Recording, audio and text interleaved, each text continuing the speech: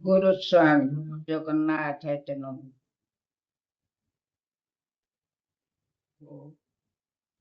ଲେଖିକା ମଧ୍ୟ ମୋର ସ୍ୱରଚିତ କବିତାଟିଏ ମୁଁ ଆପଣମାନଙ୍କୁ ଭେଟି ଦେଉଛି। ମୋ ମନରେ ଯେଉଁ ଭାବ ଆସିଥିଲା ମୁଁ ତାଙ୍କୁ ପରଖି ଦେବା ପାଇଁ ଆପଣମାନଙ୍କୁ ଚାହୁଁଛି। ମହାଭାରତ ଯୁଦ୍ଧ ପରେ ଦିନେ ଗୋପିକାକାନ୍ତ ଗୋପକୁ ବିଜେଇଛନ୍ତି ଆଉ ରାଧିକାର ଦ୍ୱାର ପରେ ଯାଇକି ଠିଆ ହେଇଛନ୍ତି। ସେଠି ତାଙ୍କୁ ପ୍ରଥମେ ଗୋପୀ ଦେଖିକି ରାଧାଙ୍କୁ କହୁଛି, ତାପରେ ରାଧାକୃଷ୍ଣଙ୍କର ମାନ ଅଭିମାନ ପ୍ରେମର ସଂଜ୍ଞାଟି ମୁଁ ନିରୂପଣ କରୁଛି। ଋତୁ ପ୍ରତିକ୍ଷଣେ ଯାକୁ ଗବାକ୍ଷ ଉହାଡ଼େ ଥାଇ, ତୋର ଦ୍ୱାରେ ପରା ଗୋପୀ ମନ ଚୋର ହୋଇ। ଏ ନୁହେଁ କନେଇ ଶୁଣ ପ୍ରିୟ ସହି, ଏତ ଦ୍ୱାରିକାଈଶ୍ୱର। ହୋଇଥିଲେ କାହ୍ନୁ ଲାଗନ୍ତା ଗଳାର, ଉଭାକି ହୁଅନ୍ତା ଦ୍ୱାର। ଫେରି ଚାହିଁ ରାଧା ବୋଲନ୍ତି ସଧୀରେ, କାହ୍ନୁ ପ୍ରେମିକା ସ୍ୱାଗତ। ଘେନ ଦ୍ୱାରିକେଶ କୁହ ହେ ଉଦନ୍ତ, କିମ୍ପାଇଁ ହେଲ ଆଗତ। ବିରହେ କାତର ହୋଇଛି କି ନାହିଁ, ଜ୍ଞାନ ବାଣୀ କିଛି ବାଣ୍ଟିଥାନ୍ତ। ତୁମ ସୁଦର୍ଶନେ ଖଣ୍ଡ ଖଣ୍ଡ କରି, ହୃଦୟ ଯନ୍ତ୍ରଣା କାଟିଥାନ୍ତ।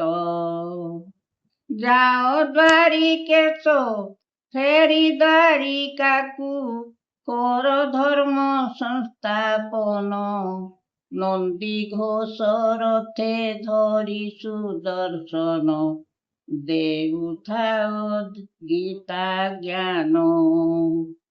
ଧାଇଁ ଯାଇ କାହ୍ନୁ ଶୋକଭର ହୋଇ, ରାଧା ପାଦ ଦୁଇ ଧରିଲେ।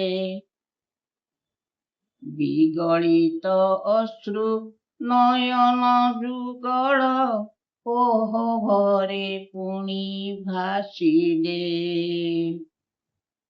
ରାଧିକା କେଉଁ ଅପରାଧ ମୁଁ କଲି, ତୋର ନ୍ୟାୟାଳୟେ ହୋଇନ ହାଜର। ଗୁହାର ପତର ଦେଲି, ଜନମ ହୋଇଲି ବନ୍ଦୀଶାଳଟାରେ।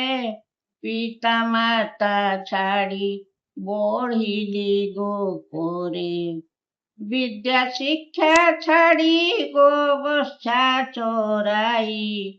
ପର ଘରେ ପେଟ ପୋଷିଲି, ରାଧିକା କେଉଁ ଅପରାଧ ମୁଁ କଲି।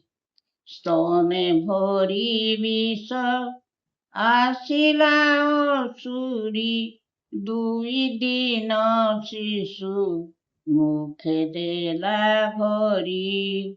ନିଜ କର୍ମ ଫଳୁ ଲଭିଲା ମରଣ, ମୁହିଁ ଅପବାଦ ପାଇଲି। ରାଧିକା କେଉଁ ଅପରାଧ ମୁଁ କଲି। ପୁଷ୍ଟିସାରହୀନ ଯେତେ ଗୋପ ବାଳ, ଗୋପର ଗୋରସ ରାଜା କରେ ଜୁର। ଲହୁଣୀର ରସ ସଭିଏଁ ଚାଖିଲେ, ମୁହିଁ ଜ୍ୱର ବୋଲାଇଲି। ଲୋ ରାଧିକା କେଉଁ ଅପରାଧ ମୁଁ କଲି। ଗୋପୀ ଗୋପ ଛାଡ଼ି ମୁରଲି ଛାଡ଼ିଲି ଯମୁନା ପ୍ରେମ ମୋ ଛାଡ଼ିଲି ଅପୁର ଆସିଲା ରଥେ ବସାଇଲା ମଥୁରାକୁ ମୁହିଁ ଗମିଲି ରାଧିକା କେଉଁ ଅପରାଧ ମୁଁ କଲି ମଞ୍ଚାରୁ ପଡ଼ିଣ ମାମୁଁର ମଲା ନିନ୍ଦାର ନାଗରା ମୋ ନାମେ ବାଜିଲା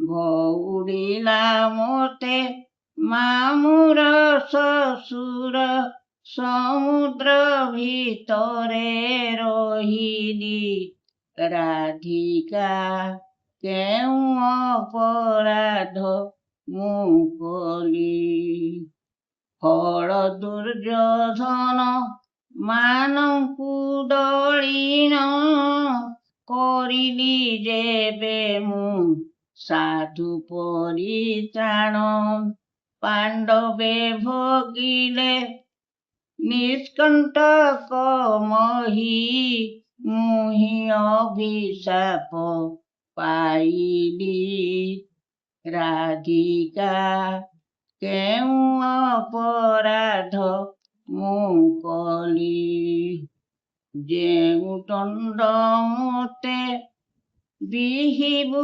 ସ୍ୱାମିନୀ ତାହା ମୁଁ ସ୍ୱୀକାର କରିବି କେତେ କାଳ ଆଉ ସୁଦର୍ଶନ ଧରି ଗୀତା ଜ୍ଞାନ କହୁଥିବି।